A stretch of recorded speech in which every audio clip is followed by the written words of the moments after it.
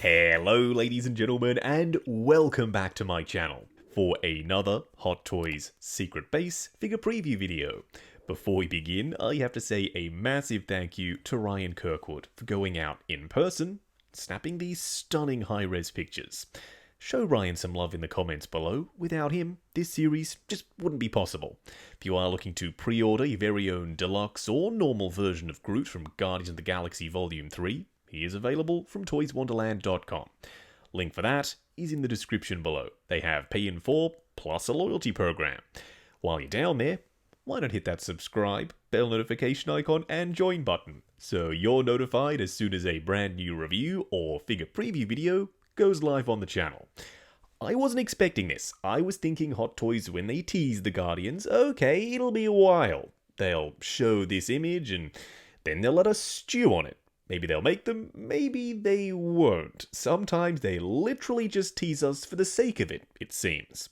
Not with Groot, however, and the best part about this particular design for Groot, we saw him in the holiday special, so they knew what he was going to look like going into the film. They had dialed in the look already. Even though this is a full CGI character, normally that would mean they'd have to wait.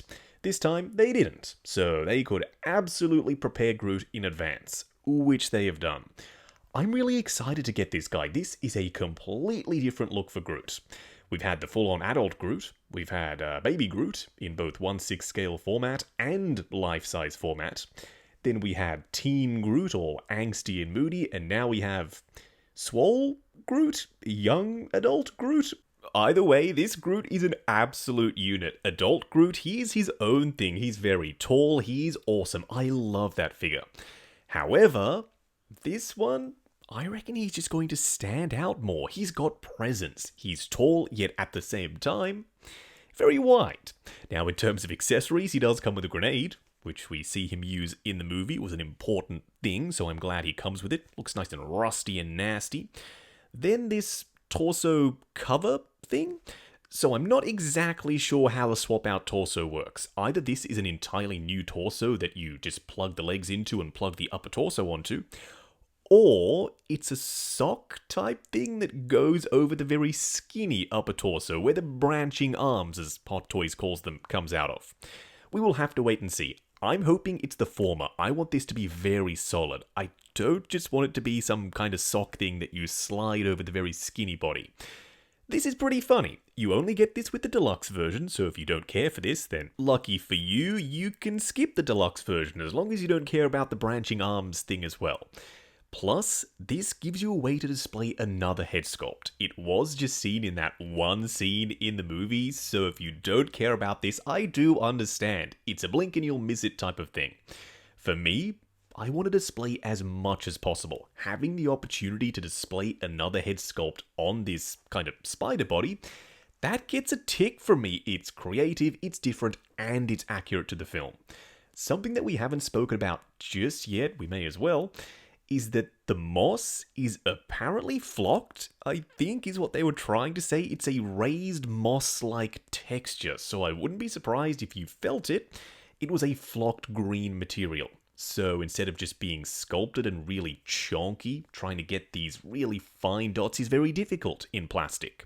Flocking it, 100% the way to go. I mean, look at the green on top of this dude's head. With the adult Groot, it makes sense. He's older, the moss would be also older, nice and chonky. With young adult Groot, you do want it to be finer. So yeah, pretty glad they tried something new. We do have 3 faceplates in total, one with the angry open mouth expression, one smirking, looking goofy as hell, but I love it, it's my favourite of the 3, then one more stern, just a frown. The display base is simple, hexagonal, Groot up the front, then up top, Guardians of the Galaxy Volume 3, and the base topper is brown. Kind of blends in with the overall colour palette of Groot, I guess. The texture here is on point. That's to nobody's surprise, I'm sure. We've had quite a few Groots in different scales, like I said earlier. So the moss texture now being flocked, that adds a ton to the detail and the depth, because it'll actually be a separate raised surface on a different plane. Then the wood texture comes in. It's nice and deep, and it helps to hide the joints. Not entirely. You can still see the knee joints and the arm joints and pretty much all the joints. However, with the overlapping pieces of bark in the right pose, it's just not an eyesore. It's not something that sticks out and ruins the whole aesthetic of Groot. At least I don't think so. I've never really asked the question. Weigh in down below. Do you think that having exposed joints on Groot is a great idea, or maybe they should make him like they do with Venom, just all that rubbery, seamless material? Up here at the hips, they're very well disguised. It actually almost looks seamless to me. The design for Groot having these big plates on the thighs that make him look extra chunky, that helps. That actually gives them a reason to have it come up over the joint, and like I said, in the right pose, it's going to be totally a non-issue. This is so freaking interesting. When I saw the scene in the movie and in the trailers, no spoilers, I was thinking, how the hell are Hot Toys going to do this? When he separates all those extra branches out, he gets very skinny in the middle and see-through. Like you can see, the little vines that almost act as mini branches, you can see directly through them. This can't have been easy to engineer. They've done it though. You can clearly see it looks great. I do think that you will need the stand. This guy with this particular torso on will be very top heavy. He's got all the arms sticking out of him and they're quite long. So use the display base when you have him in this pose with the weapons out. You will 100% need to use that display base. Will I be displaying mine like this? No, probably not, to be totally honest. I like the idea of this, and it's from that one scene, that one moment in the film, like the little spider legs. So it should be here, 100%. More accessories, always better than less, or not enough. But, for me, I just prefer Groot to be Groot, just standing there with the rest of the team, and yeah, maybe holding a blaster or two. Totally fine. So, if you are like me, you don't really need to go for the Deluxe if you don't care for the branching arms. If you do care for them, heck yeah, get the Deluxe. This guy, he'll stand out even more so with the branching arms sticking out. I said earlier, he's going to pop in the display. Spring Break Groot is a big, swole boy. Adding that super skinny torso, it's just a point of visual interest. When people come into the room, they'll say, hang on a second, that was that sick moment from the movie. I love the way that guy looks. He's an attention grabber. And I don't think anyone's going to deny that. Okay, so the branching arms themselves, the much skinnier ones, not just his normal arms, they're normal, jointed, made of solid plastic. The skinnier arms, they're made of a rubbery material, and I would suppose that they're wired. Hot Toys specifically mention in the promo pics, they are posable. You can pose them. Even though they are made out of a rubbery material, the texture matches and the paint applications match. I have no complaints with the way they look. They blend into the body perfectly. And being made of that rubbery material, they're seamless. Can you imagine if the branching arms were actually jointed? They would look terrible.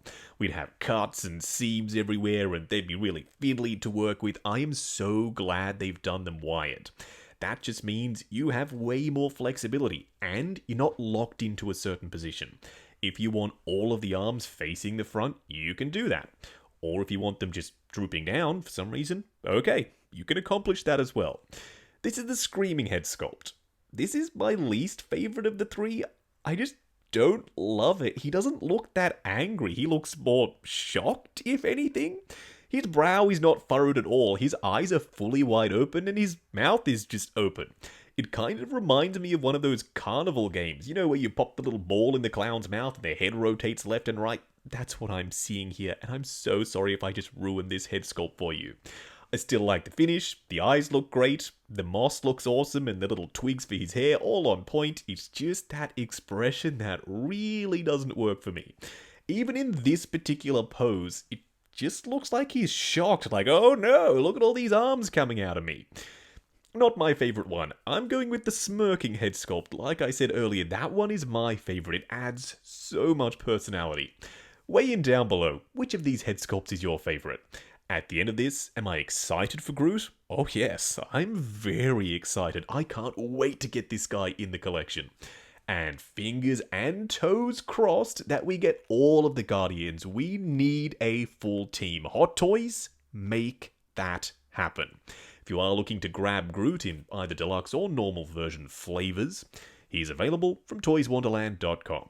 A link for that is in the description below. They do have pay in 4 plus a loyalty program. While you're down there, why not hit that subscribe, bell notification icon, and join button if you like the sound of seeing your name in the end credits of my reviews. Like, comment, and subscribe, and we'll catch you in the next video.